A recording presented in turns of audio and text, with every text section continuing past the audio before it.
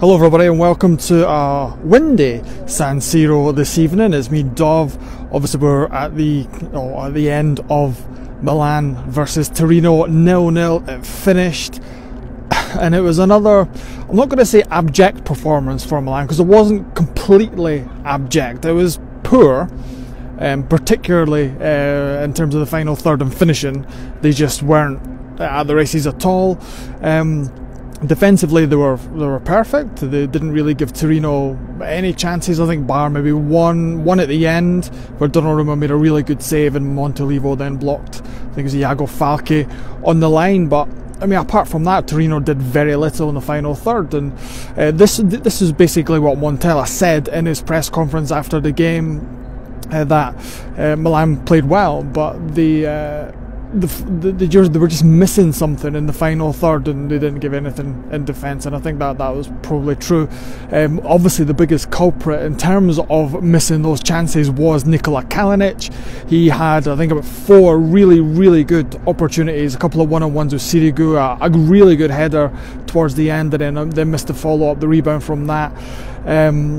And then he was roundly booed by the fans when he was brought off. Bonucci gave him a little hug, told him to keep his head up, and it seems like the fans are really getting on his back now. Every time he gets the game, the fans look like they want to see Patrick Cutrone get a chance, because obviously he was the man that came on, and when he did come on, he got a massive reaction from the fans, and I think he's the guy that they want to start. They want to see Andre Silva, they want to see Cutrone, they don't want to see Kalinic, for whatever reason that is. Maybe is it Kalinic isn't really doing the business for Milan as he did at Fiorentina when he was there. So I think that's something Montella needs to think about, although he did say that he thinks that if Kalinic starts scoring, the fans will get behind him very quickly, and I think that's true as well.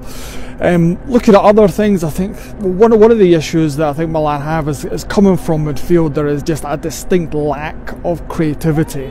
There's nothing coming from Frank Kessie or Riccardo Montella as well. I thought Montella looked a little bit busier than Biliadis, for example, but there were times where he just slowed down the play, wasn't picking out the right pass, taking too long to pick out the right pass as well. But I think all in all that he did offer a little bit more energy and dynamism in the midfield, which is something that you don't really hear said about Montella very often. Suso, who's obviously Milan's main threat as well, he wasn't really at the races again today. He looked like he was trying to do a bit too much. He was kind of starting out on the right, coming inside, like kind of that seems to be his trick as well, but didn't really do it. And then obviously they had the goal at the end, Patrick Cutrone offside, which almost looked like it was going to be the match winner, but it wasn't. So there we go. Obviously Milan have said Montella's not going anywhere. Montella I don't think expects to go anywhere, but there's just a feeling around here, and obviously online as well, that the fans have kind of had enough of this. I think you've seen all the videos that I've been here, and it's almost the same thing every single time.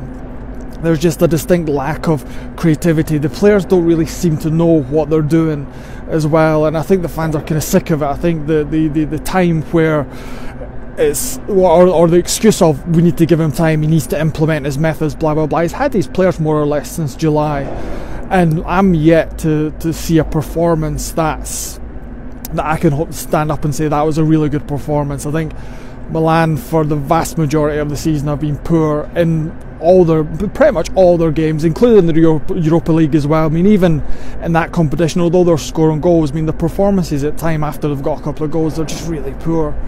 And I think the time has come for Montella. I think Montella, if he has a couple of more bad results or a heavy defeat, I think the Chinese owners will call time on his time at the San Siro. So let us know what you think. Leave a comment below. Do you think Montella should stay, give him time, he'll get it right eventually, or are you in hashtag Montella out? So that's it for now.